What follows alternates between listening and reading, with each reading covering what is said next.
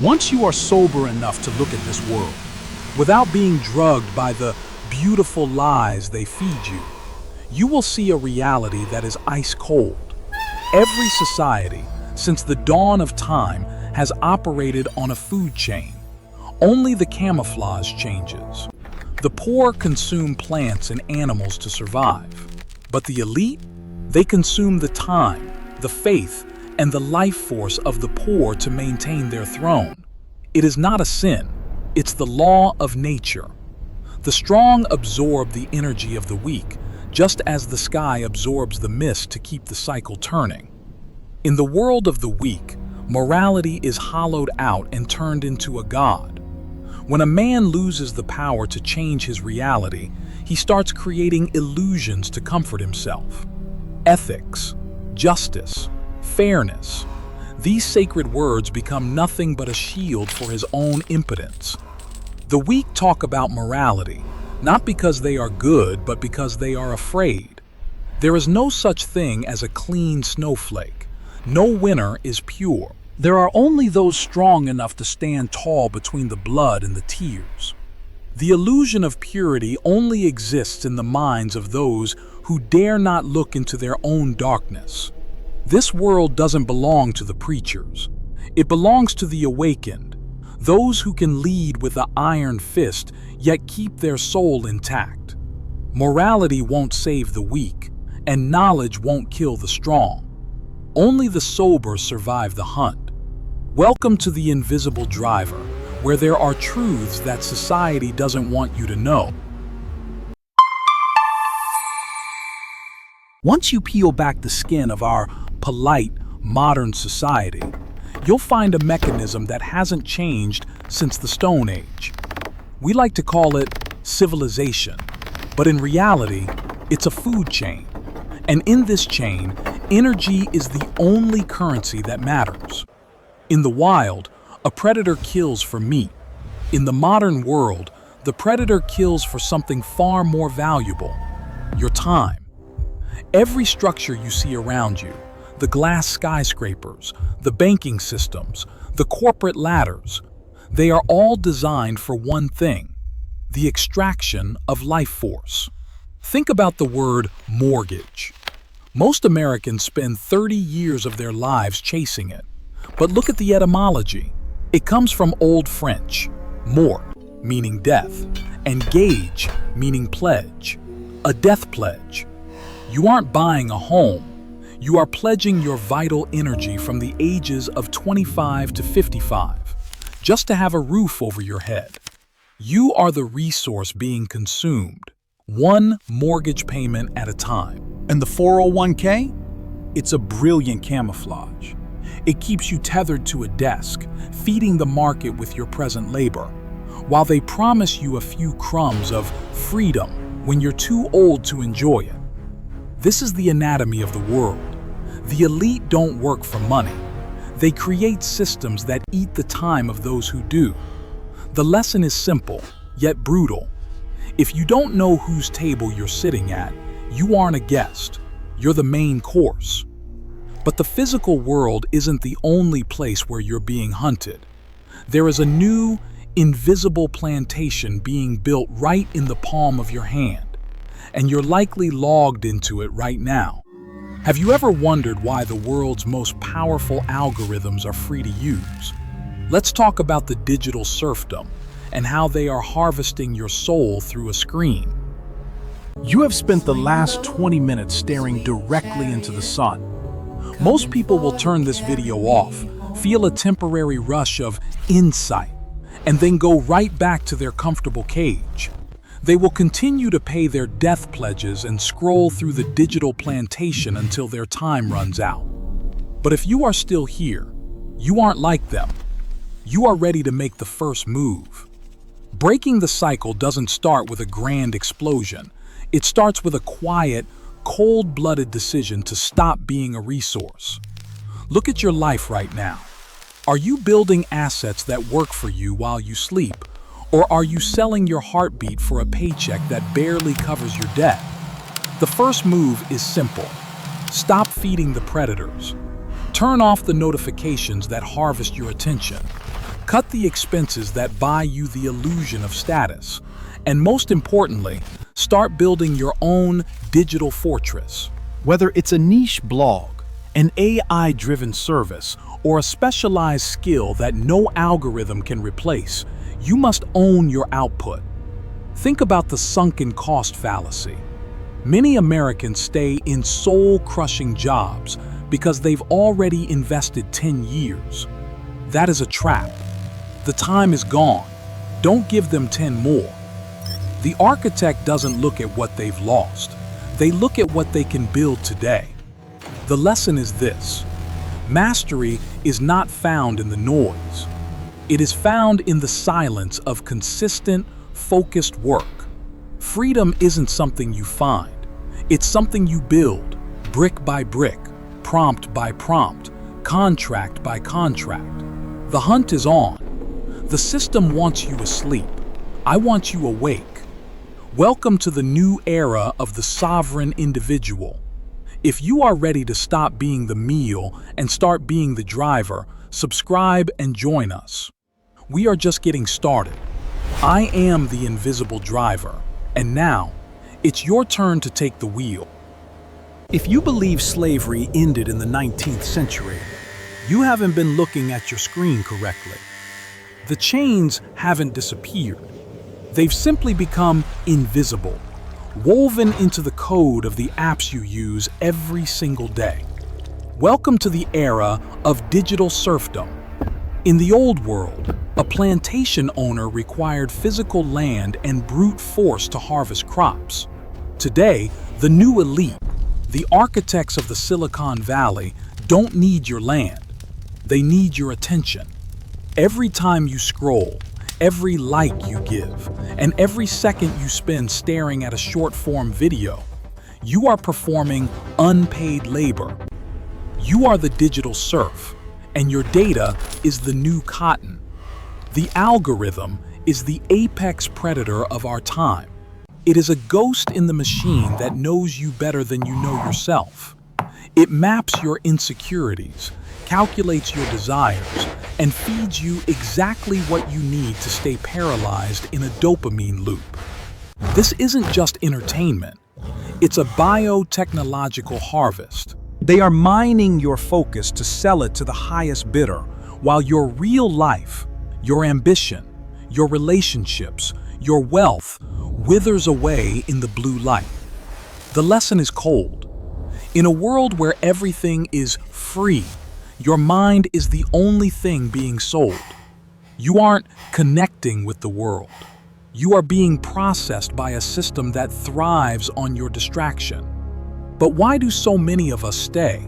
Why do the good people, the ones who follow the rules and pay their taxes, always seem to be the ones getting swallowed whole by this machine? It's because they've been sold a lie about morality. They've been told that being nice and loyal is a virtue, when in reality, it's just a way to make the prey easier to catch. Let's pull back the curtain on the morality trap and see why good guys are the preferred meal for the strong. Why is it that the most moral people you know, the ones who never break a rule, never complain, and always wait their turn, are often the ones struggling the most? It's because they've fallen into the ultimate extraction chamber, the morality trap. In America, we are raised on a diet of corporate fables. We are told that loyalty is a virtue and that working hard is the path to the top. But look at the reality of corporate America. Companies will look you in the eye and tell you, "We are a family," right up until the moment a spreadsheet tells them that firing you will increase their stock price by 0.5%. In that world, loyalty isn't a two-way street. It's a leash. It's a way to keep you domesticated while they extract your best years. The elite love good people. Why? Because good people are predictable. They are easy to manage. When you define your value by how nice or obedient you aren't being virtuous. You are being harmless. And in a world of predators, being harmless is a death sentence. True morality isn't about being too weak to do wrong. It's about having the power to be dangerous, but choosing to stay disciplined. The lesson you need to swallow is this: morality, as taught by the system, is designed to protect the system, not you. If your goodness leaves you broke, exhausted, and exploited, then it isn't goodness, it's submission. The strong understand that there is a massive difference between the stories people tell and the contracts they sign. While the poor are distracted by feelings and social justice, the masters of the game are speaking a different language entirely. They don't deal in promises or vibes. They deal in cold, hard structures. Do you know the difference between a promise and a contract? One is a tool for the heart. The other is a weapon for the mind. Let's look at the fine print and see how the elite use the language of law to eat the dreamers alive. The elite don't speak the same language you do. While the masses communicate in the language of promises, the masters of this world communicate only in the language of contracts. A promise is an emotional drug. It's what a politician gives you on a campaign trail when they shout about equity and hope. It's what a CEO gives you during a town hall when they talk about growth and shared success. Promises are designed to soothe your anxiety and keep you quiet. They are the anesthesia. But here is the cold truth. In the halls of power, a promise carries exactly 0 weight. Contracts, however, are the surgery. While you are distracted by the beautiful words on the news, the elite are busy drafting 2,000-page tax bills and trade agreements. They don't care about the vibes of a speech. They care about the fine print. Think about it. A politician might promise higher wages on TV to get your vote. That's the emotional language for the prey. But the same week, they sign a bill that creates a massive tax loophole for their biggest donors. That's the structural language of the predator. One is for the crowd to cheer. The other is for the elite to profit. One is a puff of smoke. The other is a steel cage. The lesson is this: stop listening to what people say and start looking at what they sign. If it isn't in writing, it doesn't exist. If it isn't a binding structure, it's just a bedtime story told to keep you from waking up. Quyền lực không nằm ở những lời hô hào. Nó nằm ở những dòng chữ nhỏ mà bạn quá lười để đọc. But even if you learn to read the fine print, even if you stop believing the lies, there is a deeper, more silent trap that has already been set for you. A trap that doesn't just eat your present, but consumes your future before you even live it. Do you know why the entire American economy is built on a foundation of red ink? Let's talk about the debt trap and how you've been sold into slavery one credit card swipe at a time. Most people think debt is a financial problem. It's not. It's a temporal one. Debt is the mechanism by which the elite harvest your future before you've even lived it. Think about the last time you swiped your credit card for something you didn't strictly need. In that moment, you weren't just spending money. You were signing a contract to sell the labor of your 50-year-old self to pay for the desires of your 25-year-old self. You are cannibalizing your own future. The American lifestyle is a beautifully decorated cage built on red ink. They give you easy credit, low down payments, and buy now, pay later schemes for a very specific reason. A man in debt is a man who cannot say no. You can't quit the job that's killing you. You can't start the business you dream of, and you can't challenge the system, because you owe the system your next 30 years of heartbeat.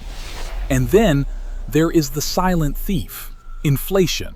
While you struggle to pay off the debt for things that are already breaking, the government prints more money, devaluing every hour you spend at work. You are running on a treadmill that is getting faster, while the air you breathe is getting thinner.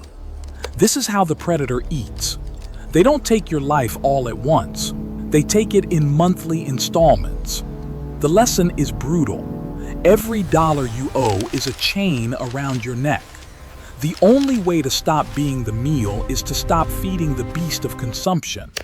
Sovereignty starts when you stop spending money you haven't earned, to buy things you don't need, to impress people who don't care about you. But as the old system of debt begins to crumble under its own weight, a new frontier is emerging. A frontier where the rules of the food chain are being rewritten by silicon and code. If you want to stop being a resource and start being an architect, you need to understand the new weapon of the awakened. Let's look at the AI frontier and how it's creating a massive divide between the new masters and the new resources. For decades, the border between the strong and the weak was drawn with blood, land, and gold. Today, that border is being redrawn with silicon and code. Welcome to the AI frontier. This is not just a technological shift, it is the most rapid restructuring of the food chain in human history. Most people look at AI and see a toy, a threat, or a way to write a better email. If that's you, you are already a resource. You are the data being fed into the furnace to power someone else's engine. The average worker in America is terrified that a machine will take their job. And they should be. Because in a world where efficiency is God, the human soul is an expensive overhead that the predators of the market are eager to cut. But for the few who are truly sober, AI is the great equalizer. It is the first time in history that a single individual can wield the power of a 1,000-person corporation. This is how you stop being the meal. An architect doesn't fear the machine. They use it to build their own matrix. While the masses are distracted by AI-generated entertainment, the architects are using AI to automate their income, reclaim their time, and build digital fortresses that no employer can touch. The lesson is simple. AI will not replace humans, but humans using AI will absolutely replace those who don't. You have a choice. Become the designer of the system, or become the fuel for it. If you aren't the one prompting the machine, you are the one being processed by it. But owning the tools is only half the battle. To truly exit the cycle of being eaten, you must change your fundamental status in this society. You must stop being a citizen of the machine and start being a master of yourself. So, how do you achieve true independence in an age of total surveillance? It's time to meet the only person who can survive the hunt, the sovereign individual. The only exit from a game where the rules are rigged against you is to stop playing by their rules entirely. You don't need a new master. You need to become your own. This is the path of the sovereign individual. To the system, you are a subject, a predictable unit of tax revenue and labor. But a sovereign individual is something else. They are a ghost in the gears. They understand that in the digital age, geographic borders are becoming irrelevant. While the masses are trapped in a single city, chasing a single paycheck, the sovereign individual operates globally. They earn in a strong currency, live where the laws respect them, and store their wealth in assets that no government can print away or freeze at a whim. Think about the specialized niche blogger or the AI tool developer living in a low-cost sanctuary while serving a high-value global market. They don't have a boss to eat their time. They don't have a corporate family to gaslight them. They own their distribution, they own their code, and they own their schedule. They aren't escaping society, they are outrunning the inefficiency of it. The lesson is this: Independence is not a gift. It is a technical achievement. It requires three things: mental sovereignty to see through the lies, financial sovereignty to buy back your time, and digital sovereignty to protect your output. If you depend on a single entity for your survival, be it a company or a state, you are a resource. The moment you diversify your dependencies, you become a master. But do not be fooled. This level of freedom is not for the faint of heart. Most people claim they want freedom, but what they really want is a more comfortable cage. Because true sovereignty comes with a terrifying shadow. It demands that you walk away from the warmth of the crowd and step into the cold silence of total self-reliance. Are you prepared for the psychological weight of being truly free? Because the price of awakening is a darkness that most men can't handle. Let's talk about the heavy burden of the sovereign soul. Most people want the prize of awakening, but very few are willing to pay the invoice. Because the truth is, awakening doesn't feel like a sunrise. It feels like a funeral for the person you used to be. When you start to see the teeth behind every corporate smile and the extraction mechanism in every free service, you lose something precious: the comfort of the crowd. You can no longer participate in the collective hallucination. Imagine being at a dinner party or a family gathering. While everyone is arguing about celebrity gossip or the latest political theater, you are sitting there, seeing the chains. You see the debt in their eyes and the fear in their laughter. It's lonely. That is the darkness, the isolation that comes when you stop being a resource and start being an architect. But the heaviest weight is not the loneliness. It's the responsibility. In the Matrix, if you fail, you can blame the economy, your boss, or the government. You get to be a victim, and victims get sympathy. But the moment you claim your sovereignty, you lose the right to make excuses. If you are broke, it's your fault. If you are exploited, it's because you allowed yourself to be exploitable. The lesson is this: the price of freedom is the death of the victim inside you. Total accountability is the only way to stay sober in a world that wants to keep you drugged on complaints and handouts. It's a cold, silent path.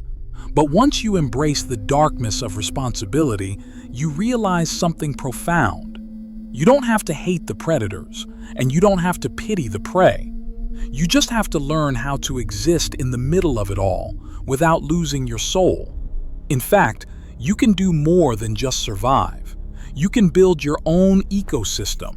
You can become the designer of a new kind of power, one that is both effective and ethical. Are you ready to stop running from the food chain and start building your own? Let's talk about how to build your own matrix and what it means to be an ethical predator. Ethical predator. To most, it sounds like a contradiction. We've been trained to believe that you are either a saint or a shark. But in the real world, a saint is just a shark's breakfast. To be truly ethical, you must first have the power to be dangerous, and then choose to stay disciplined. Building your own matrix means moving from the bottom of the food chain to the position of the architect. The solopreneur is the ultimate predator of the modern age. But they don't hunt people. They hunt inefficiency. They don't eat the time of employees. They eat the outdated, slow processes of the old world.